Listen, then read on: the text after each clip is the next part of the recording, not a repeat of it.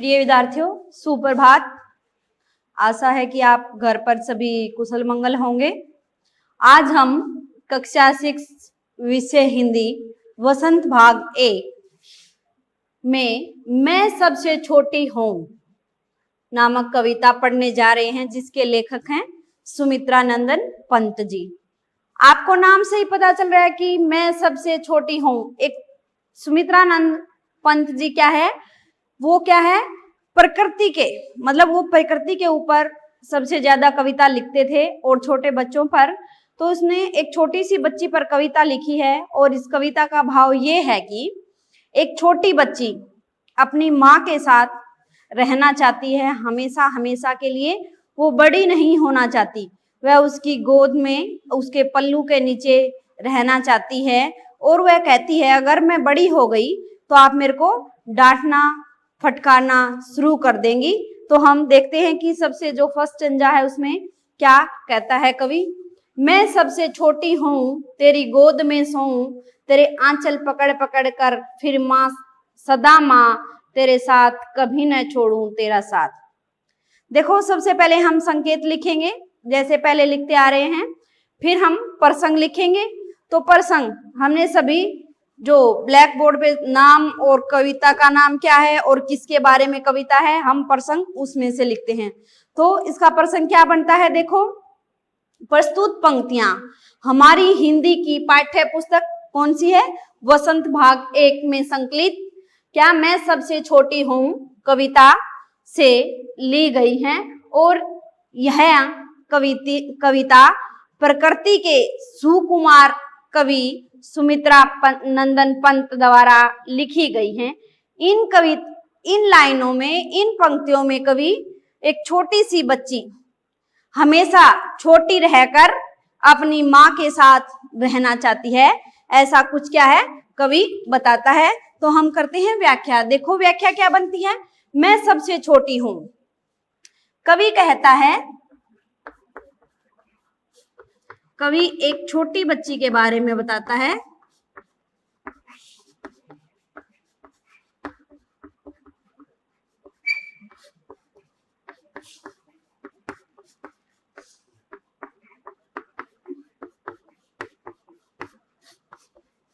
बताता है कि मैं सबसे छोटी हूं, कि मैं सबसे छोटी हूं।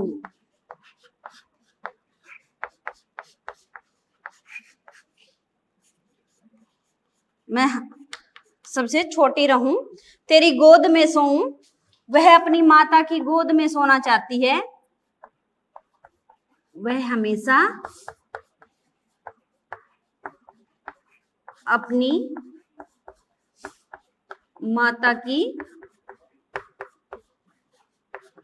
गोद में सोना चाहती है।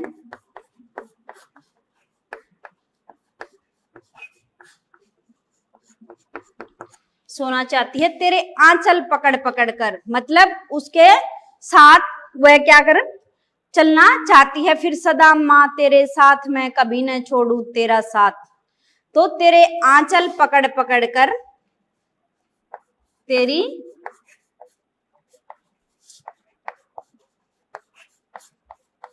उंगली पकड़कर हमेशा तेरे साथ चलूं, हमेशा तेरे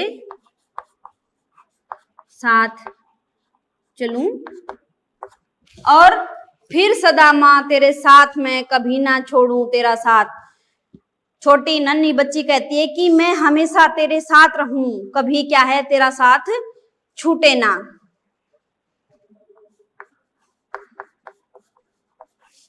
छोटी बच्ची अपनी माँ के साथ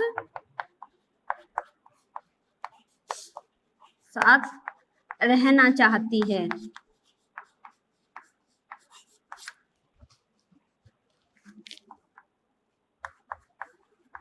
वह कभी अपनी माँ का साथ नहीं छोड़ना चाहती।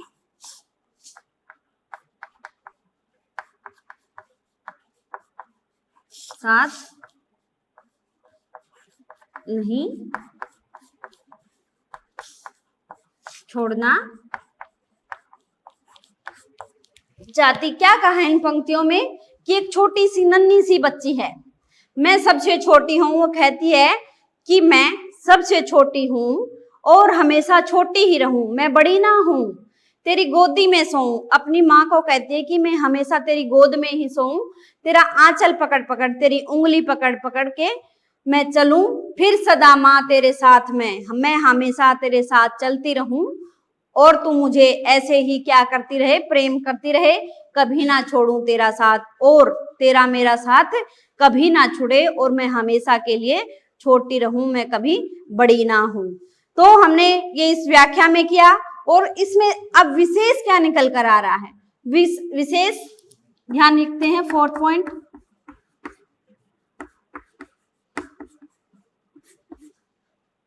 छोटी नन्ही बच्ची की बात कही है।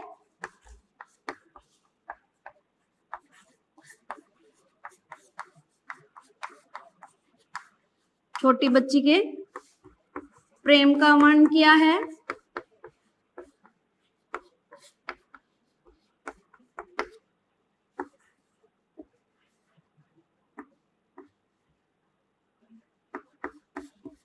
छोटी बच्ची कभी बड़ी नहीं होना चाहती।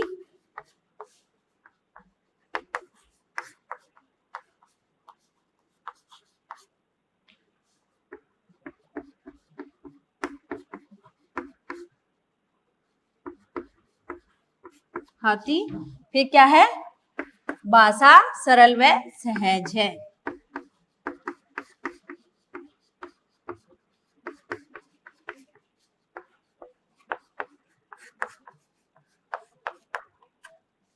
आई होप कि आपको इस जो सप्रसंग व्याख्या है फर्स्ट, मैं सबसे छोटी हूं नामक कविता की अच्छे से समझ में आ गई होगी।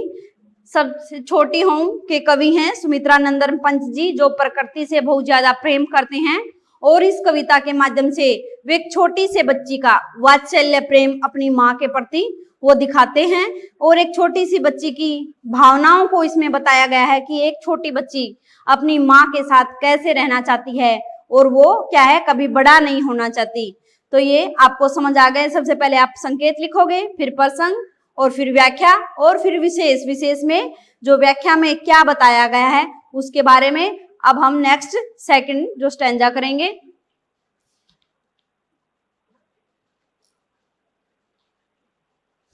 देखो हमारा सेकंड स्टैंजा है, बड़ा बनकर पहले हमको तू पीछे छलती है माँ।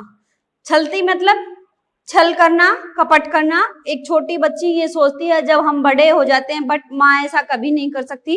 वो अपने मन में ऐसे फीलिंग करती है, तू पीछे छलती है माँ। छलती मतलब छलना। हाथ पकड़कर फिर सदा हमारे साथ नहीं फिरती दिन रात। छोटी बच्ची कहती है जब मैं बड़ी हो जाऊंगी तो तू मुझे क्या करेगी, छलना, छल कपट करने लगेगी और तू मेरे साथ दिन रात नहीं फिरेगी। अपने कर से खिला धुला मुख। मुख होता है मुंह और कर होता है हाथ। कर क्या होता है, हाथ, और मुख होता है मुंह।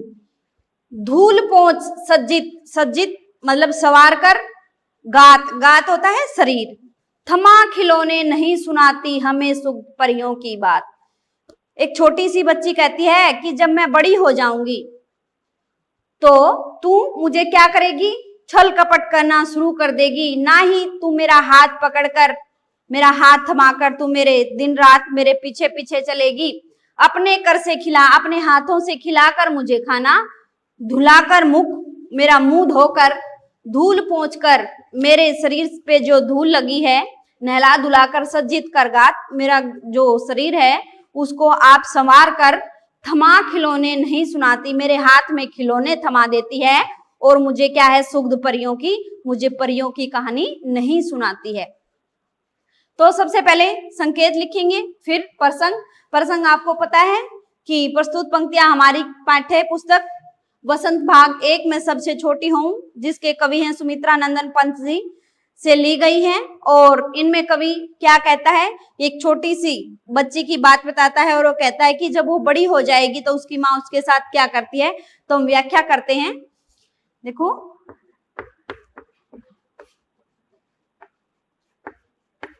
कवि कहता है कि बड़ा बनकर पहले हमको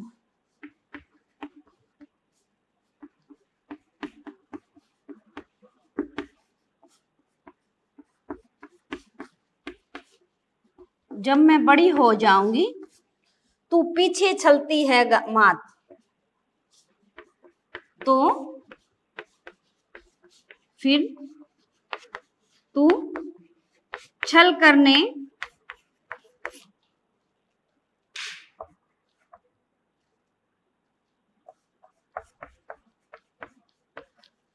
लग जाती है माता, तो तू छल करने लग जाती है माता।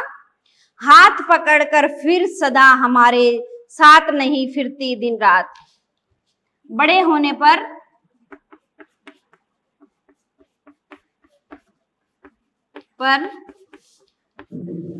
मेरा हाथ पकड़कर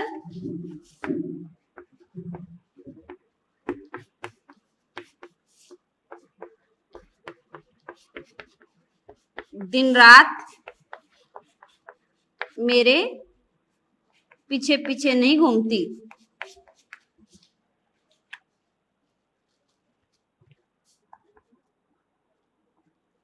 मेरे पीछे पीछे नहीं चलती। अपने कर से खिला धुला मुख, अपने हाथों से मुझे भोजन करा के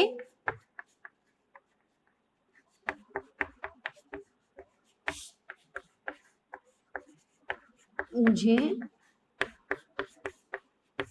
भोजन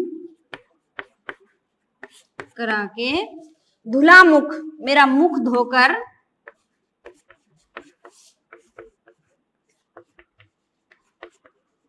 मुंह धोकर धूल पोंछ सज्जित कर गात, मेरे शरीर पर लगी धूल मिट्टी को पोंछकर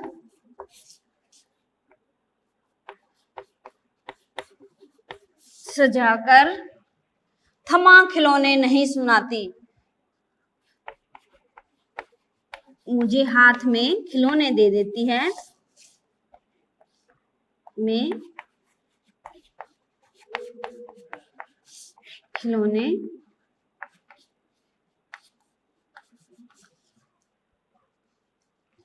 दे देती है। मुझे परियों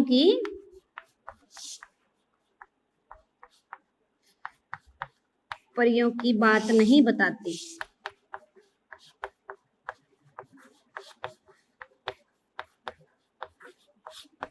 तो क्या कहती है एक छोटी सी बच्ची? एक छोटी सी बच्ची अपनी माँ को कहती है कि बड़ा होने पर तू मुझे छल कपट करने लग जाती है, हाथ पकड़कर मेरे साथ साथ नहीं चलती है, अपने कर होता है हाथ से खिला पिलाकर, मेरा मुंह धोकर मुंह धूल पोंछकर सज्जित सवार कर मेरे शरीर को थमा खिलौने नहीं सुनाती। मेरे हाथ में खिलौने थमा देती है और मुझे परियों की बात नहीं बताती है। इसलिए क्या है, मैं बड़ी होना नहीं चाहती हूँ। तो इसमें विशेष क्या है, एक छोटी बच्ची है, वह अपनी माता से कहती है कि मैं बड़ा होना नहीं चाहती हूँ। जो बाल वर्ण है उसका सुंदर वर्ण किया गया है, बाल लीला का सुंदर वर्ण किया गया है, भाषा सरल व सहज है। विशेष आप स्योम करेंगे।